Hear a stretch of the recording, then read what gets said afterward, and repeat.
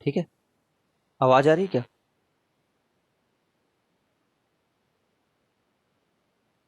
हाँ सर, आ रही है। देखो, अभी जो मैंने ऊपर में बात करी ना, इसको हम लोग बोलते हैं मैथमेटिकली मॉडलिंग करना। मॉडलिंग करने का ये मतलब होता है कि कोई एक टाइप के प्रॉब्लम को ना तुम कोई दूसरे नॉन कंसेप्ट में तुम उसको ले जा करके घुसा देते हो, और उसमें और इसमें एक एनालॉजी ढूंढ लेते हो कि अच्छा वो प्रॉब्लम और ये प्रॉब्लम सॉल्व करना तो एक ही बात है करके। तो यहाँ पे हमने नेगेटिव बाइनोमियल एक्सपेंशन वाला एनालॉजी घुसाया घुसाया। ठीक है, अब हम लोग इसी एनालॉजी को एक, कहीं पे तुम पढ़ोगे बेगर्स मेथड वगैरह करके कहीं पे लिखा होगा। ठीक है, तो इस पे लेकर के आते हैं इसी चीज को। देखो, हम्म, ये देख पा रहे हो?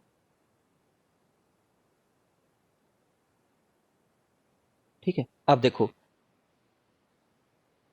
Find the number of solutions of the equation this. ठीक है, कितने लोग हैं और कितनी चीजें बांटनी है, ये बताओ तुम। कितने लोग हैं? 3 लोग हैं।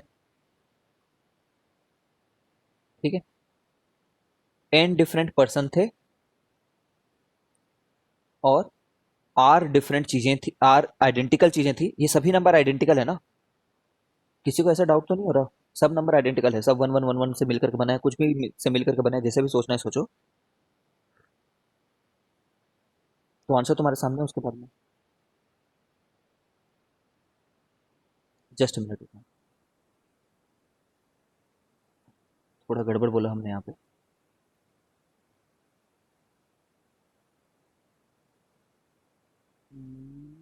नहीं, सही बोला था। ये क्या आंसर होता है इसका अगर ऐसे रखते तो? 3 लोगों में 6 को बांटना है। अभी हो सकता है तो मैं रियलाइज ना हो रहा हूँ कि 3 लोग हैं या 6 लोग हैं, कैसे डिसाइड कर रहे हैं करके।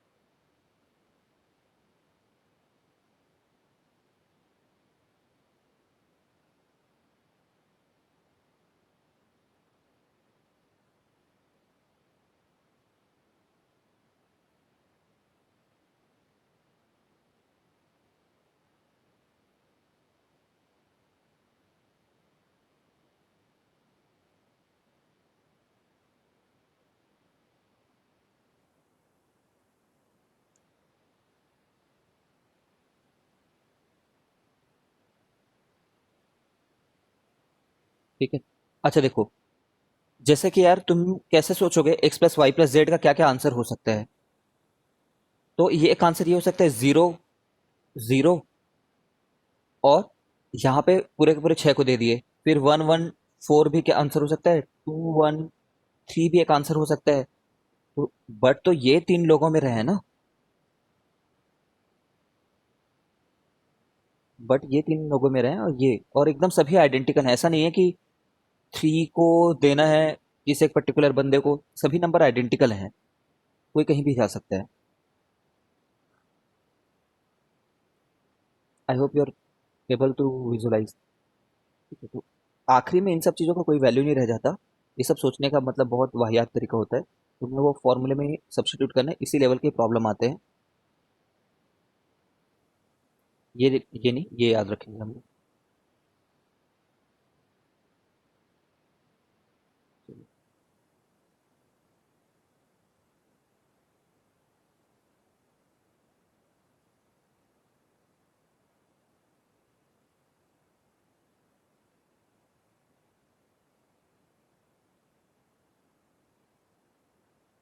आते हैं एक और तरीके से।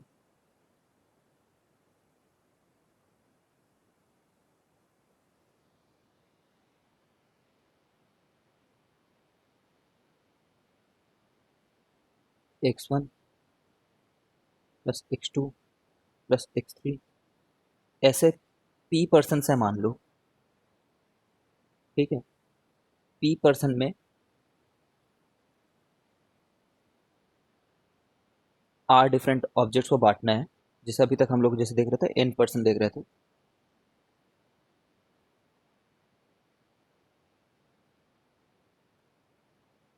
n% में आर डिफरेंट लोग को बांटना है, तो कितना आंसर आ रहा था इसका? n% है, तो जैसे n लिखे तो n-1 कर दिए, और यहाँ पे n-1 लिख दिए, फिर उसमें प्लस आर कर दिए।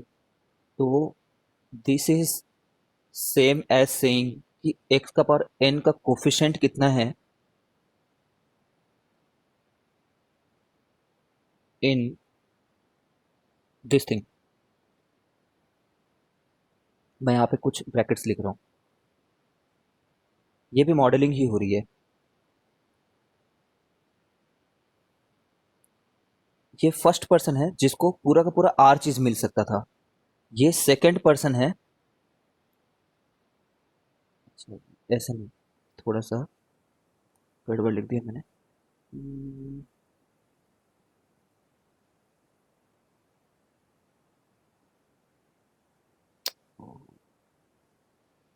एक्स का पावर 0 प्लस एक्स का पावर 1 प्लस एक्स का पावर 2 प्लस एक्स का पावर, सबके सब समान एक ही ऑब्जेक्ट एक ही बंदे को मिल गए। ठीक है, लिखते जा रहा हूँ, एक बार फिर देखना आखिरी में।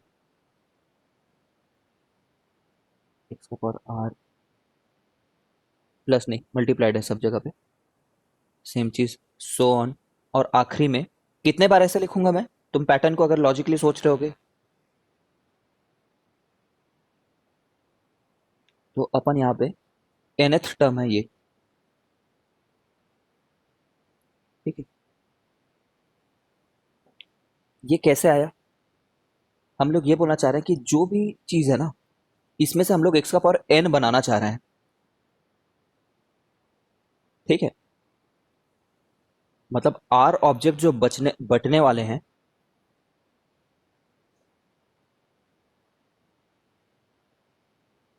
n पर्सन में।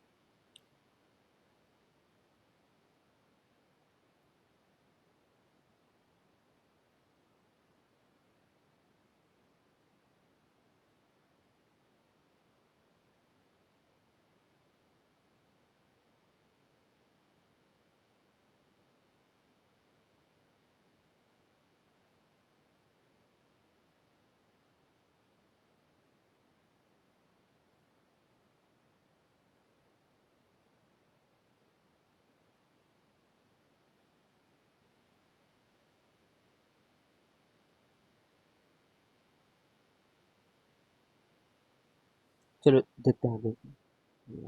कॉल करते हैं।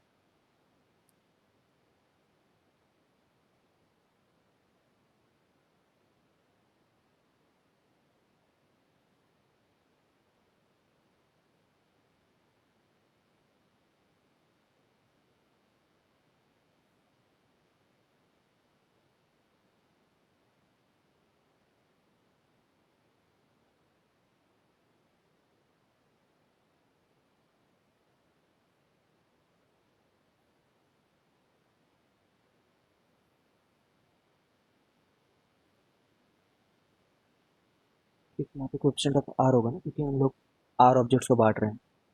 जो चीजें बढ़ रही हैं उन टोटल का सम कितना आना चाहिए? आर आना चाहिए। ठीक है, नाउ इट मेक्स सेंस, पहले तो गड़बड़ हो रही थी। तो कैसे मिलता, यहाँ पे हमने क्या कर रखा है मॉडलिंग में, सोचो। अगर हम पहले पर्सन को 2 दे दें, दूसरे पर्सन को 1 दे दें, तीसरे पर्सन को कुछ दे दें, तो वो एक प्रकार का पॉसिबल सोल्यूशन होगा। इसको इसके साथ मल्टीप्लाई करें, यहाँ पे कुछ और नंबर रहे, यहाँ पे भी कुछ नंबर्स रहे, हो सकता है 3 हो, सबका जो सम आएगा वो कितना आना चाहिए? एक्स का पावर आर आना चाहिए। ये वन ऑफ द सोल्यूशन है, समझ रहे हो ना? और भी ऐसे सोल्यूशन आ सकते हैं। तो इसमें जो प्लस है ना, वो डिफरेंट डिफरेंट, पहले वाले ही बंदे को बांटने के डिफरेंट डिफरेंट तरीके थे। पहले को या तो कुछ भी ना मिलता, या तो कुछ मिलता, या तो कुछ मिलता, या तो कुछ मिलता। समझ रहे हो? तो ये ऑर्स लगे हैं यहाँ पे, और ठीक है। जैसे यहाँ पे ये भी ऐसा एक सॉल्यूशन हो सकता था, समझ रहे हो? तो टोटल सॉल्यूशन क्या होगा? टोटल सॉल्यूशन जैसे कोफिशिएंट, टोटल सॉल्यूशन वो होंगे जो x का पावर r का कोफिशिएंट होगा इसमें। अच्छा, ऐसा क्यों है कि x का पावर r का कोफिशिएंट ही इसका आंसर है? क्योंकि इसके एक्सपेंशन में x का पावर r उतनी बार बना होगा।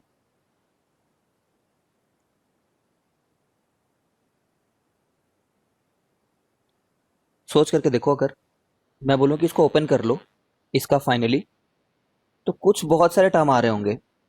ऐसा नहीं कि सिर्फ x का पावर r आ रहा होगा, x का पावर 8 भी जैसा कुछ आ रहा होगा, ठीक है, प्लस 6 टाइम्स x का पावर 8, 7 टाइम्स x का पावर 9, कुछ आ रहा होगा ऐसे। और एक टर्म होगा, मान लेते हैं 150 इंटू एक्स का पावर r, ठीक है। तो ये क्या टर्म, ये क्या सिग्निफाई कर रहा है? ये तो यही सिग्निफाई कर रहा है ना कि 150 बार अलग अलग तरीके से x का पावर r बना है करके, ठीक है। तो इसलिए हम लोग x का पावर r का कोफिशिएंट ढूंढ रहे हैं, ठीक है। अगर किसी को लग रहा हो ना ये क्या चल रहा है करके, हम लोग को ये सब एक्सप्लेनेशन हमारे समय पे नहीं दिया गया था। हमें बता दिया गया था ये फॉर्मूला है, यूज करना है तो करो, ठीक है, वरना मत करो।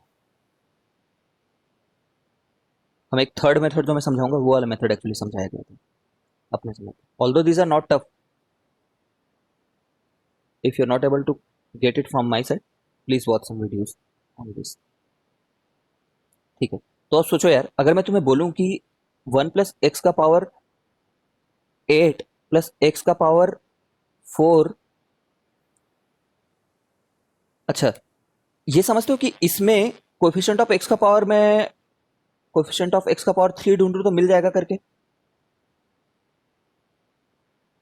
है ना? इसमें मिल जाएगा। हाँ और जो आंसर मिलेगा, अगर मैं इसमें भी x का पावर 3 का कोफिशिएंट ढूंढूं तो सेम आंसर आएगा करके, क्योंकि ये तो x का पावर 3 कंट्रीब्यूट ही नहीं कर रहा है। तो ये क्वेश्चन और ये क्वेश्चन का आंसर सेम है। सिमिलरली कोफिशिएंट ऑफ x का पावर 3 इन 1 + x का पावर 8 प्लस x का पावर 9, इसमें भी सेम आंसर है, ठीक है, क्योंकि ये दोनों कंट्रीब्यूट कर ही नहीं रहे हैं। सिमिलरली अगर हमें कोफिशिएंट ऑफ x का पावर r चाहिए, तो अगर मैं यहाँ पे इसमें x का पावर r से बड़ा एक टर्म ला दूं, तो वो राइट साइड में जिनसे भी मल्टीप्लाई होगा, वो टर्म जब कभी भी राइट साइड में किसी से मल्टीप्लाई होगा, तो x का पावर r तो कभी प्रोड्यूस होगा ही नहीं, ठीक है। तो this problem is same as finding x का power r coefficient coef in x0, x1 plus x to the power r plus x to the power r plus 1 up to x का power infinity, जैसा हर एक term कितनी बार, n times,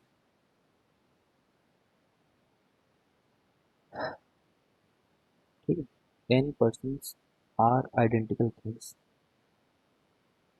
के बारे में discussion चल रहा है अभी तक। अगर तुम सो चुके हो तो कोई बात नहीं, because I am not teaching at it my best level, but this is the way to grasp it, ठीक है। अब सोचो ये कितनी बार है, n बार है, तो मैं यहाँ पे ऐसे लिख देता हूँ कि 1 + x plus x square up to the power x to the power infinity, ऐसे n बार है ये। तो ये अंदर में जो चीज़ है वो क्या चीज़ है?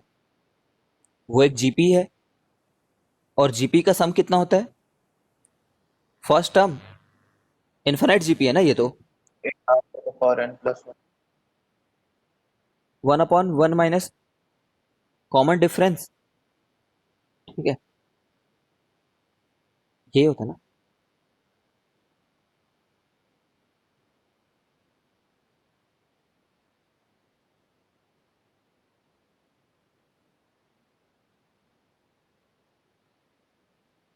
आई थिंक यही होता है।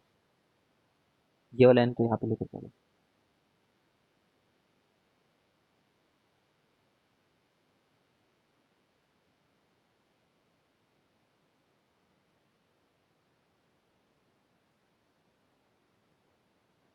ठीक है। ये क्या चीज़ हो गई? 1 - x to the power -n हो गई। इसमें इसका कोएफिशिएंट निकालना जानते हैं हम लोग, ये कैसे जानते हैं? थोड़ी देर पहले देखे थे। ठीक है, तो क्या किया करते थे, सी लिख दिया करते थे। ठीक है, ये जो भी टर्म है इन डिफरेंट पर्सन्स थे और आर आइडेंटिकल ऑब्जेक्ट्स थे। ठीक है, तो इसके आगे तो तुम्हें पहले जो पढ़ाया गया था उसी तरीके से आएगा, और वो तुम्हें उसके एक्सपेंशन से पता चलेगा, और वो एक्सपेंशन तुम्हें रटना होना है। ठीक है, एक और फाइनल तरीका देखो, थर्ड मेथड समझो इसी चीज़ का। अगर मान लो मुझे आर आइडेंटिकल चीज़ को बांटना है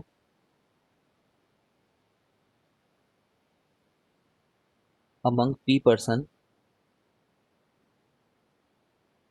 ये डिफरेंट पर्सन हैं ये, तो मैं यहाँ पे कुछ वो रख देता हूँ, गोले रख देता हूँ। कितने गोले रख रहा हूँ? सभी आइडेंटिकल गोले हैं, आर आइडेंटिकल गोले हैं ऐसे, आर सर्कल्स। और मुझे पी पर्सन में बांटना है, तो मैं ना कुछ ये लेकर के आ जाता हूँ, पार्टिशनर। ये पार्टिशनर को ना मैं P-1 लोग लेकर के आ रहा हूँ, P-1 पार्टीशन लाइंस।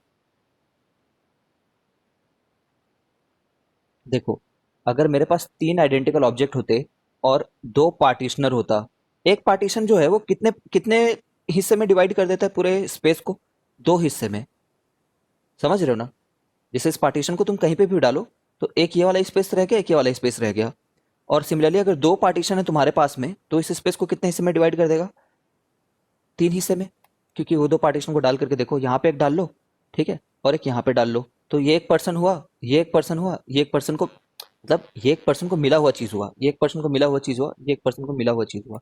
ठीक है, एक अदर वे राउंड भी इसका ये है, इसकी 3 ऑब्जेक्ट्स थे और वो 2 पार्टीशन को कहाँ पे डाल दिए? यहीं पे डाल दिया मान लो। इसका क्या मतलब हुआ? पर्सन 1 को तो 2 मिल गए हैं, पर्सन 2 को तो कुछ भी नहीं मिला है। समझ रहे हो ना? और पर्सन 3 को कितना मिला है? 1 मिला है। ठीक है, अब इसको देखो एक बार, इसका क्या मतलब हुआ? क्योंकि ये लॉजिक तुम यूज करोगे, ये लॉजिक जो हम लोग यहाँ पे बिल्डअप कर रहे हैं ना, कुछ बच्चों के लॉजिक सबसे सरल लगता है and they use it in many problems. ठीक है, बट स्ट्रिक्टली स्पीकिंग जो फॉर्मूला अप्लाई करने जानता है उसको ये सब तरीके से सोचने की जरूरत नहीं है। तो यहाँ पे ही मैंने डाल दिया मान लो दोनों चीजों को यहाँ पे। ठीक है, तो एक पर्सन को 1 मिला है, 2 मिला है, एक पर्सन को 1 मिला है, और एक और पर्सन को 0 मिला है। ठीक है, जो 3 स्पेसेस है उसमें क्या क्या चीजें रखी गई हैं वो बता रहा हूँ मैं तुम लोग को। इसीलिए हम लोग को बांटना पी पर्सन में था, पी बार पार्टीशन क्रिएट करने थे। तो कितने पार्टीशन लाइन लानी होगी? P-1 पार्टीशन लाइन लानी होगी, और ये पार्टीशन लाइन को इनके ऊपर बांटना होगा मेरे को, फेंक देना है इनके ऊपर, कहीं ना कहीं पे रख देना है। समझ रहे हो? टोटल कितनी जगहें क्रिएट हो गई ये बताओ मेरे को। अब टोटल ऑब्जेक्ट कितने हो गए मेरे पास में? की जगह। टोटल ऑब्जेक्ट, टोटल मतलब जब ये फाइनली अरेंज होंगे तो कुछ ना कुछ ऐसा अरेंजमेंट बनेगा ना, कुछ ऐसा अरेंजमेंट बनेगा। तो टोटल कितने ऑब्जेक्ट लोग को मैं अरेंज कर रहा हूँ? Total objects which we are arranging is r n लोग को भी प्लस अरेंज पी कर रहा हूँ माइनस वन और P-1 लोग को भी अरेंज कर रहा हूँ। ठीक है, तो मेरे इतने सारे तरीके होते हैं इनको अरेंज करने के। ठीक है, लेकिन उसमें मेरे को ये आर लोग का जो तरीका है, ठीक है, अरेंजमेंट है, इसको नहीं मानना है, और ये P-1 लोग को नहीं मानना है, ऐसा मैं सोच रहा हूँ। क्योंकि ये लोग तो आइडेंटिकल है ना, ये लोग कहीं पे भी रहें कोई फर्क नहीं है। तो ये जो चीज़ है, इसको हम लोग क्या लिखते हैं? What is this thing? R plus P-1 c P-1, ये डेफिनेशन होता है ना उस चीज का।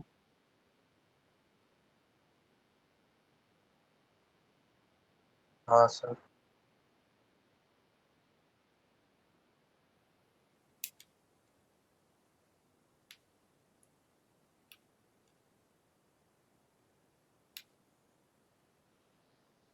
तीन बार वाला रूल है, ठीक है ना?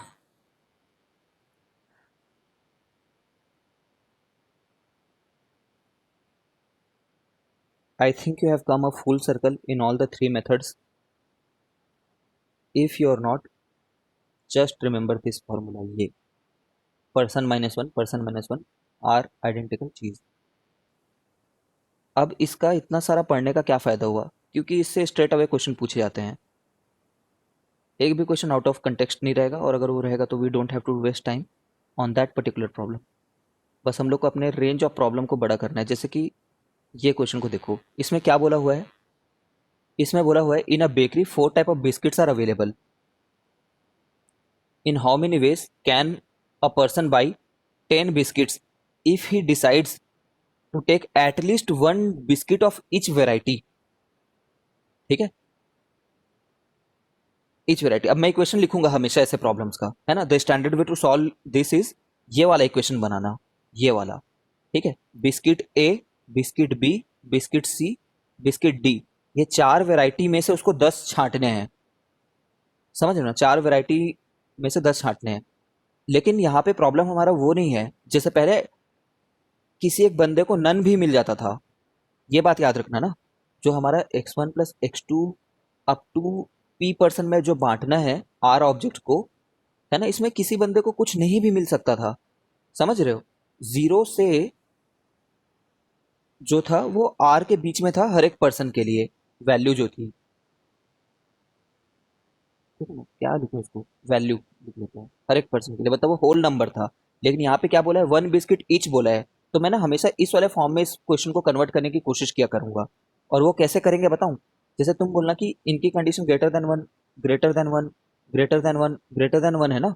तो इस कंडीशन को तुम्हें कैसा लाना है, greater than zero, greater than zero. यार यहाँ बहुत आगे देख रहे हो ना तुम लोग, ग्रेटर देन जीरो। ठीक है, तो यहाँ पे मैं ए डैश ले आता हूँ, यहाँ पे बी डैश ले आता हूँ, यहाँ पे सी डैश ले आता हूँ, और यहाँ पे डी डैश ले आता हूँ। ठीक है, सब एक एक से ज्यादा लेने ही थे, अब इनको जीरो जीरो से ज्यादा लेने हैं बोल करके मैं इस प्रॉब्लम को 6 में कन्वर्ट कर दे रहा हूँ।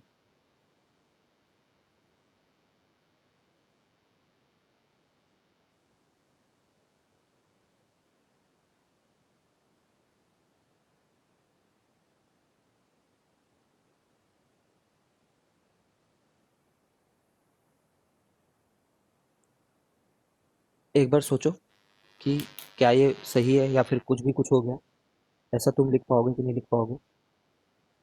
और अगर तुम्हें नहीं समझ में आता तो मैं इलाबरेट कर रहा हूँ। सही है सर।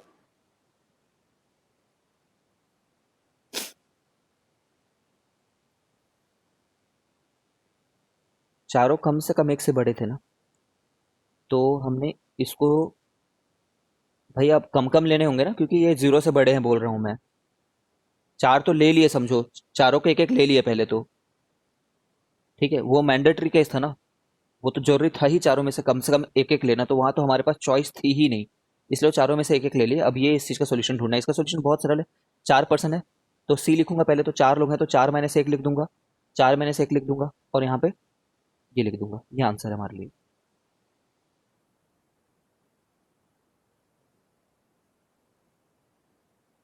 कितना आ रहा है वो, 9C3, ये आंसर होना चाहिए। कम ऑन यार, हर तरफ पेजेस हैं। 9C3। ठीक है, तो ये 9C3 है। समझ गए हो क्या।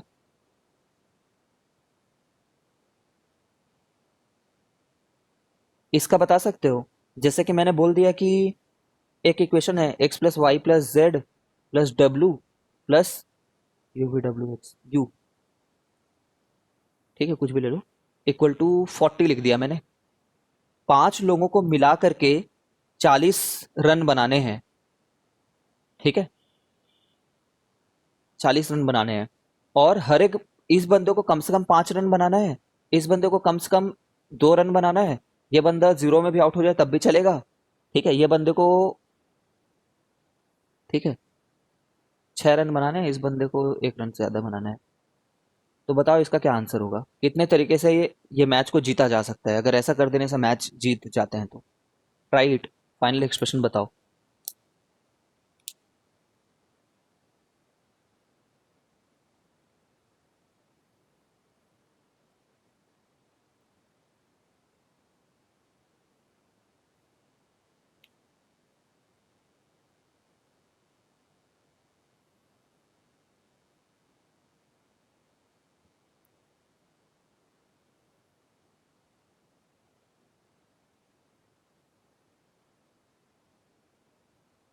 X dash plus y dash plus z dash plus डब्ल्यू dash plus v dash equal to 5 2 7, 7 5 12, 5 2 7, 7, अच्छा 7 7 14 हो रहा है ना।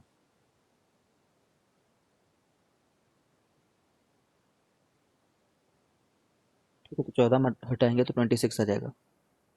ठीक है, सी लिखूंगा।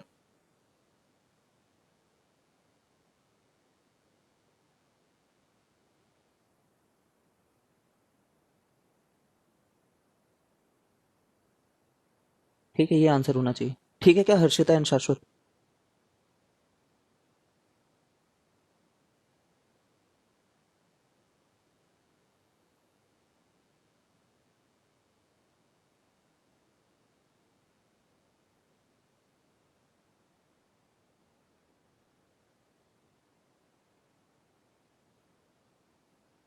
तो ये जो बुक में दिया ना मेथड, वो थोड़ा सा टायरसम होता है, खतरनाक होता है। हमें वाकई नहीं जाना इस मेथड से। ठीक है, और याद रखना आज जितना भी सेक्शन पढ़े हैं उसमें एटलीस्ट वाले वर्ड्स रहते हैं। That is the way to make your notes. अब आ गया डिरेंजमेंट प्रिंसिपल, ये मोर और लेस इस चैप्टर का आखिरी टॉपिक है। इसमें क्या हो रहा है, एकदम पर्टिकुलर टाइप के प्रॉब्लम रहेंगे, एकदम ही पर्टिकुलर, बहुत ऑब्सक्योर टॉपिक भी है। बट क्योंकि इतना ऑब्सक्योर है, ऑब्सक्योर मतलब बहुत कम आने वाला, तो कभी कभी आ भी जाता है क्योंकि बच्चे पढ़े हैं कि नहीं वो टेस्ट करते हैं। Number of ways in which N letters can be put in an corresponding envelopes such that no letter goes to correct envelope। ठीक है, ये प्रॉब्लम इतना सरल नहीं है जितना तुम सोच रहे हो।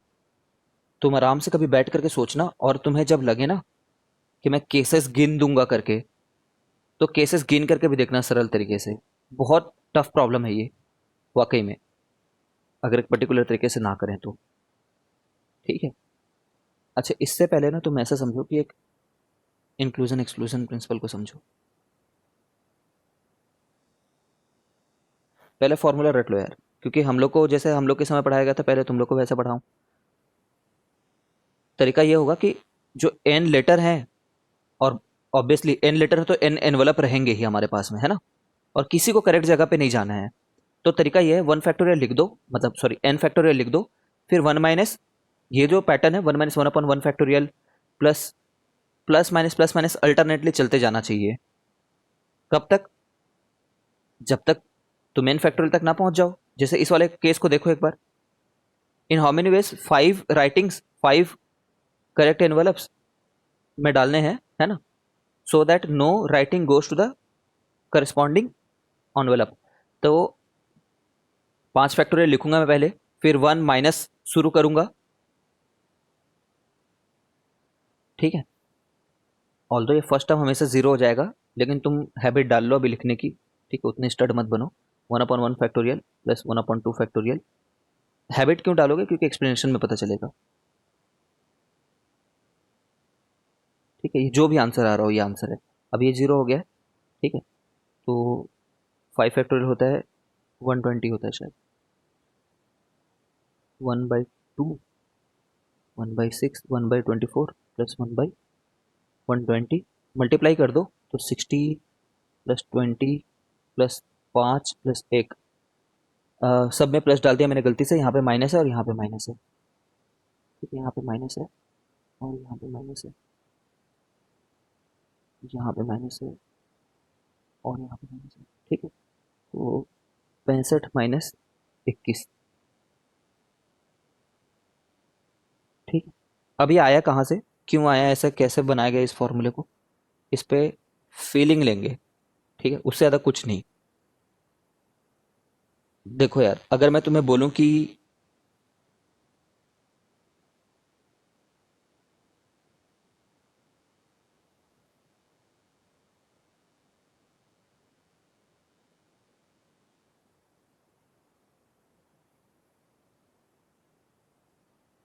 जब मैं तुम्हें बोलता हूं कि ए प्लस बी करने के कितने तरीके हैं करके, ए यूनियन बी, तो तुम क्या बोलते हो?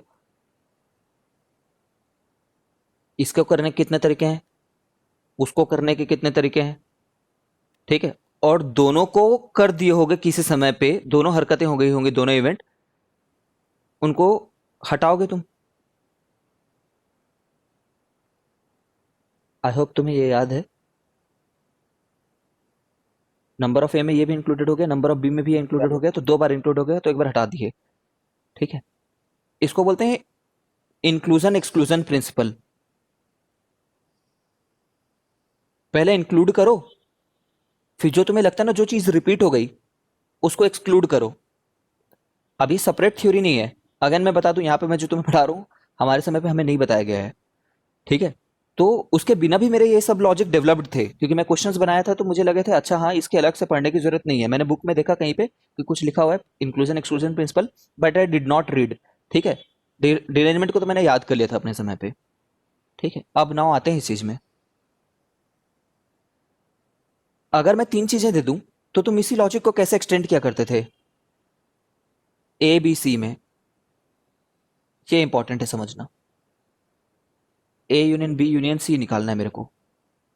तो मैं बोलता था एक एक एक को करते जाओ पहले, तो एक एक को करते गए, फिर दो दो वालों को हटाते गए।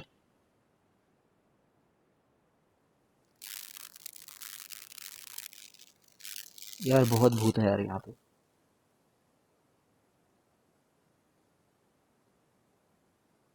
हर्षिता डर तो नहीं लग रहा ना तुम्हें यहाँ से? ठीक है, अब क्या करते थे, दो दो वालों को हटाते गए, तीन तीन वालों को जोड़ते जाओ।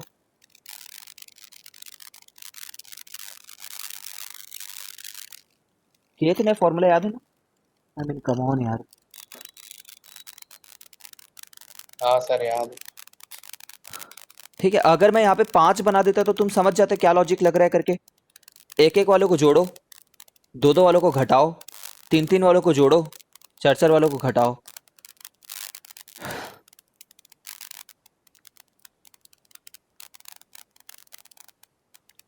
इसको परम्यूटेशन के हिसाब से अगर रीड करें तो इन how many ways can the work be done, in how many ways can the work be done, the number of ways in which the work can be done is, जब ये alone कितने तरीके से हो सकता है, बी अलोन कितने तरीके से वर्क कंप्लीट हो सकता है, सी अलोन कितने तरीके से वर्क कंप्लीट हो सकता है। लेकिन जब तुम इनको जोड़े तो ऐसे तरीके डबल जुड़ गए, है ना? जब ए कंप्लीट कर रहे थे तो उसमें बी कंप्लीट करने वाले भी तरीके थे, फिर जब बी कंप्लीट कर रहे थे तो उसमें ए कंप्लीट करने वाले भी तरीके थे, इसलिए उनको हटाए, लेकिन ज्यादा ही हटा दिए तो फिर से जोड़े जिसमें तीनों एक साथ हो रहे हो। ठीक है, उसी बेसिस पे उसी बेसिस पे मैं ऑनवेलप बना रहा हूं।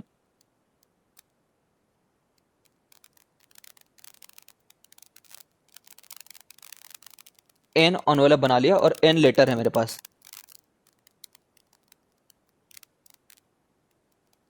ठीक है, अब मैंने क्या किया, इन जगहों पे क्योंकि एनवेलप है तो क्या लिखा हुआ है वर्ड्स को सबसे पहले तुम ध्यान से सुनो यहाँ पे।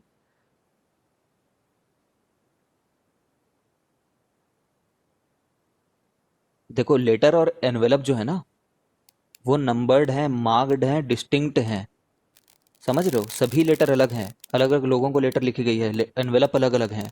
तभी तो भाई, तभी तो तुम बता पाओगे ना करेक्ट एनवेलप में नहीं गया है वाली बात कब आएगी, जब सब एनवेलप डिस्टिंक्ट हो, सब लेटर डिस्टिंक्ट हो। ठीक है, तो यहाँ पे n different letters n different envelopes हैं, ऑल दो वहाँ पे उन्होंने लिखा नहीं है। ठीक है, इसलिए मैं L1 L2 जैसे लिख रहा हूँ इनको। तो सोचो कि मैंने एन जगहों पे एन चीज़ों को लगाना है तो कितने तरीके होते, एन फैक्टोरियल तरीका होता। एन चीज़ों को एन जगह पे जमा देने का एन फैक्टोरियल तरीका होता। लेकिन इनमें कुछ ऐसे तरीके हैं जिनमें सब सही जगह पे चले गए। ठीक है, जिनमें सब सही तरीके पे भी चले गए वो भी तरीके हैं, और भी ऐसे भी तरीके हैं जिनमें कुछ लोग सही जगह पे चले गए हैं। ठीक है, थोड़ी कॉम्प्लिकेसी है यहाँ पे, अगर तुम इंटरकेटली सोच नहीं पा रहे हो तो देखो, एक बात है कि सबके सब सही जगह पे चले गए, एक बात है सबके सब गलत जगह पे चले गए। लेकिन ऐसी भी बातें जिसमें 3 लोग सही जगह पे गए, लेटर से we are talking about 10 letters, 3 लोग सही जगह पे गए और 7 लोग गलत जगह पे चले गए। ये केस चाहिए क्या हमको? नहीं चाहिए ये केस हम लोग को।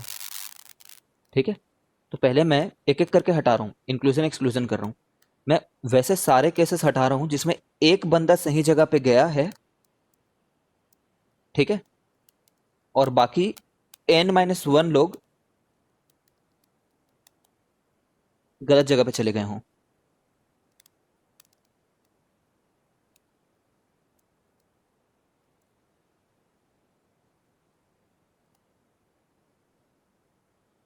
ठीक है, तो एक बंदा सही जगह पे जाने का NC1 तरीका है।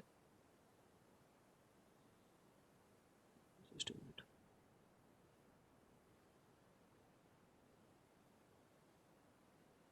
एक मिनट, कुछ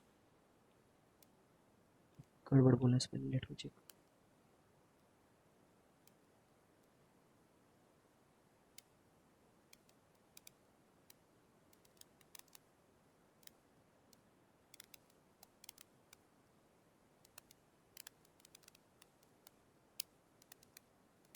ठीक है, एक एक सही जगह पे चले जाए तो ऐसे कितने तरीके, ऐसे कितने वो रहेंगे, NC1 तरीके से होगा ना ये।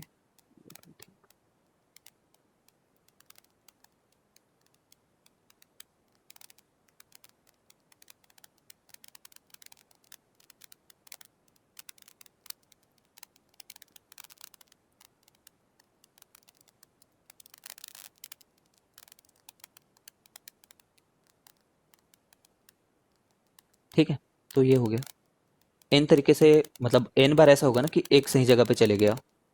ऐसे n केसेस होंगे जब सिर्फ एक ही बंदा सही जगह पे चले गया है। फिर बाकी कितने लोग को अरेंज करना है हम लोग को? बाकी जो n-1 लोग रह गए ना, उन लोग को हम लोगों ने अरेंज कर दिया मान लो। तो अभी हमारा काम कंप्लीट नहीं हो गया है। अभी हम लोग को वैसे केसेस को ऐड करने होंगे जिसमें दो दो लोग सही जगह पे चले गए होते। तो दो लोग को पिक करने का इतना तरीका है। दो लोग को पिक करने के कितने तरीके होंगे? NC2 तरीके होंगे। और दो लोगों को सही जगह में डालने के कितने तरीके होंगे? डिस्ट्रीब्यूट करने का एक ही तरीका होगा ना भाई। तुमने मान लो कोई भी दो को उठाए, लेकिन उनको उनके करेक्ट जगह पे ही डालना है ना, तो उसके और कोई तरीके नहीं है। 2 फैक्टोरियल वगैरह नहीं करना है यहाँ पे। जैसे ही चुने हम लोगों ने दो लेटर, तो उनके दो करेक्ट जगह फिक्स हो गए। ठीक है, और n-2 फैक्टोरियल से बाकी लोगों को अरेंज कर दिया। लेकिन ये जो बाकी लोगों को अरेंज किया है ना, ठीक है, उसमें भी कुछ केसेस ऐसे हैं जिनमें बाकी लोग, कुछ लोग और करेक्ट हैं, तो वो करेक्ट वाले केसेस को भी हटाने हैं। ठीक है, I am not able to give a complete picture because this really is complicated to explain, समझने के लिए नहीं, एक्सप्लेन करने के लिए। ठीक है, ये जो हमारा ये नंबर है ना, ये बेसिकली उसके जैसा आता है जो हमने वहां पे लिख रखा है। इंक्लूड करते जाना, एक्सक्लूड करते जाना कुछ केसेस को। ये कैसे आ रहा है देखो, n-1 कितना होता है? n फैक्टोरियल अपन 1 factorial into n-,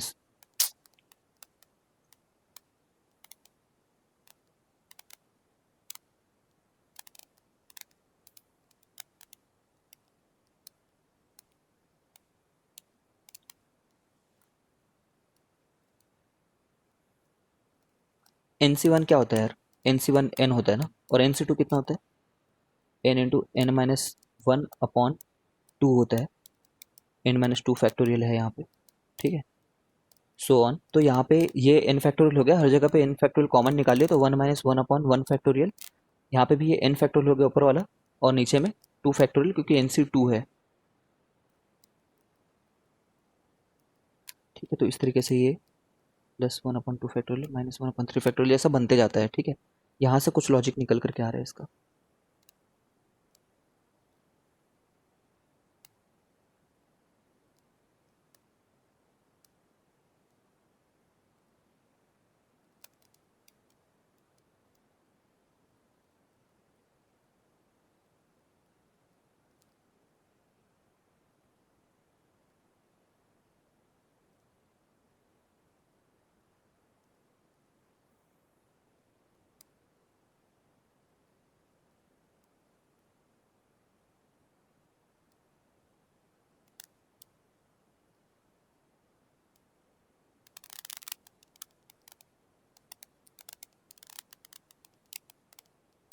just wait 1 more minute.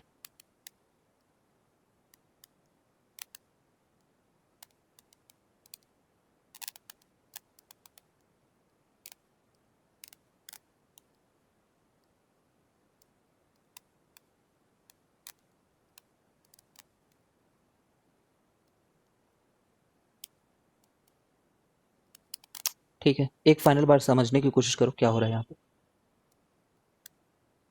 Total तरीके कितने होते हैं यार? टोटल तरीके होते हैं अरेंज करने के, चाहे कुछ भी कंडीशन अगर नहीं दी होती, इन जगहों पे इन जगहों को रखने, इन चीज़ों को रखने का n फैक्टोरियल। इसमें सही गलत सभी इंक्लूडेड है। ठीक है, अब इसमें हम लोग ना एक एक करके केसेस को हटा रहे हैं। इसमें एक ही बंदा अपने सही जगह पे गया, वैसे सारे केस हटा दिए। अब अगर तुम लोग को ऐसा लग रहा है कि सिर्फ यहाँ पे दो ही बंदे अपने सारे जगह पे गए, उसको हटा दें बोलोगे, तो ये गलत है ना, क्योंकि उसमें कहीं ना कहीं इसके अंदर वो इंक्लूडेड होगा। ठीक है, इसलिए जो हमारा कॉमन सेंस वाला लॉजिक हो यहाँ पे नहीं काम करेगा, इंक्लूजन एक्सक्लूजन से करना होगा। ठीक है, इतना ही। ऐसा करना तुम, सेंगेज की बुक तुम्हारे पास है क्या? कहीं पे ऑनलाइन रखी हुई मिलेगी तुम्हें?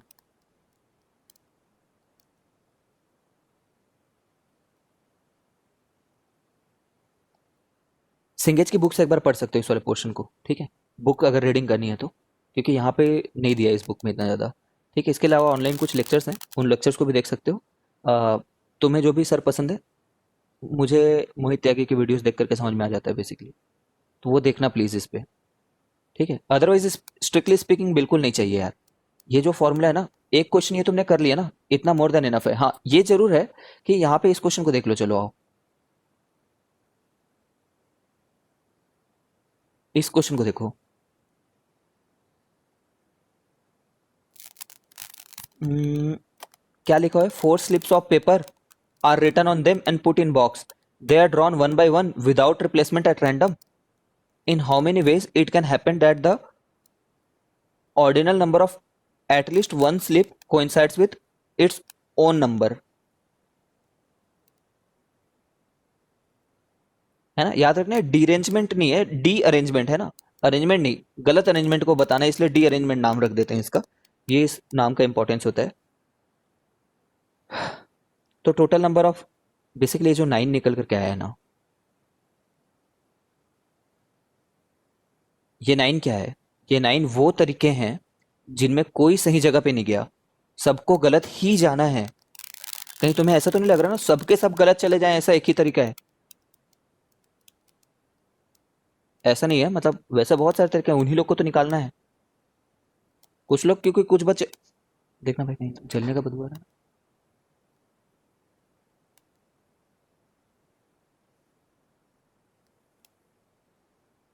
सबके सब गलत हो जाए, ऐसे बहुत सारे तरीके होते हैं। तुम आराम से इसी बात को सोचना। B1 में L2 का आ जाना, B2 में L3 का आ जाना, B3 में L1 का आ जाना, ये तो एक तरीका हुआ गलत तरीका। लेकिन इन दोनों को इंटरचेंज कर लो तो वो भी एक नया गलत तरीका बन जाता है। समझे? तो उन्हीं सबको काउंट कर रहे हैं यहाँ पे।